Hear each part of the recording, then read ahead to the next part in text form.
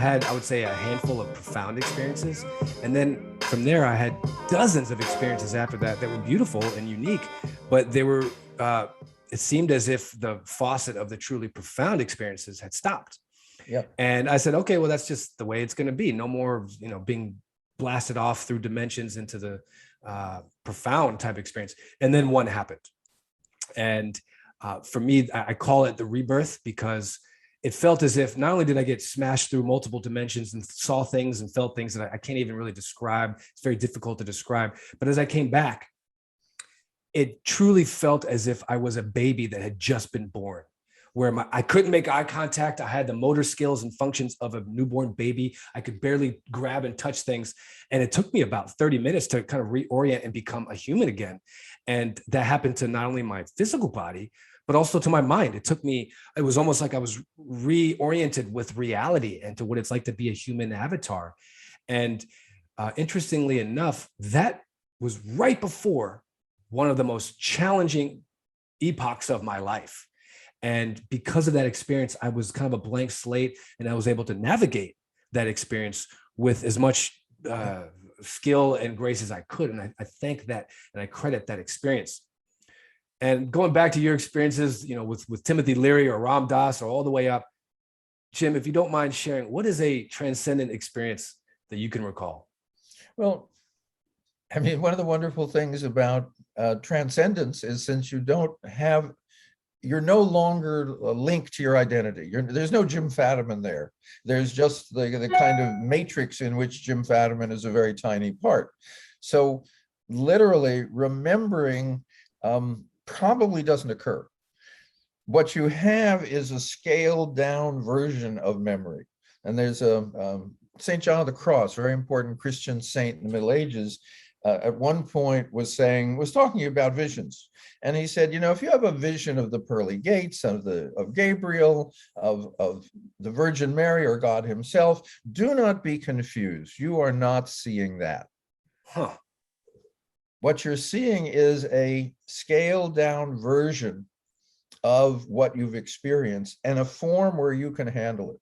And literally, we now have a term, and we call them a transformer, where you take high energy, which you can't handle, and it's transformed to literally a lower amount of energy that you can handle. So the transcendent experience is, you've let go of everything, and your return from transcendence is very clear, which is the system returned because we can't live transcendently, and gradually the person kind of took back over the system of breathing and eating and thinking and and feeling, because you were, much to your surprise perhaps, into the same body that you left.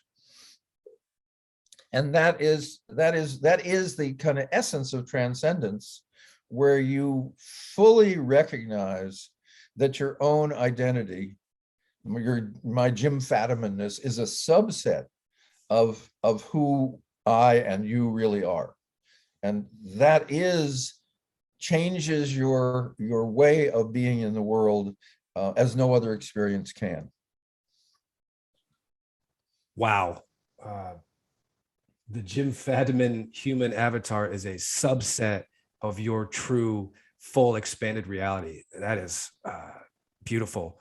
And I appreciate the way you just articulated that very difficult concept of, when you come back, you don't remember anything. You can't. It's almost as if there's just certain limitations to the human brain. And when you come back, when I came back, for instance, from that rebirth, it felt like I had a residue of something that, like, oh my God, something incredible and profound had happened, but I couldn't really put my finger on it. It was that residue, or just the memory of it that lasted. Well, You just let me see if I can answer your question, which I slid around. You asked for my experience, and I have one that really fits where you're talking about. I'm aware that I know everything. I know the nature of time. I know the nature of reality. I know everything. And then a part of me says, does Jim Fadiman know this? And the answer is, of course not. And then the image that came later, it's as if you go to a coral reef, and a coral reef maybe has 10,000 different species, and you find a parrotfish. And its parrotfish has lived there all its life. That's all it knows, is all these things about the reef. And you say to the parrotfish, can you describe to me the ecology of this reef? And the parrotfish looks at you and says, are you effing crazy? I'm a parrotfish. My brain is smaller than a hazelnut. Of course, I can't understand the entirety of this world in which I'm in, but I'm in it. And that was a very sobering moment, because when I returned to being Jim Fadiman, I recalled that there is a place in which I, and the I is a questionable what that is, knew everything. And that's fine, because it's nice to know that the universe, in a sense, knows itself.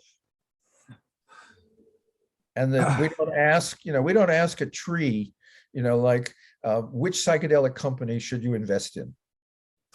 Okay, because trees they know a lot more than we do about a lot of things, but they don't know much about the market and so forth. So that you look at the species you are and the things you've got to work with, and you do the best you can.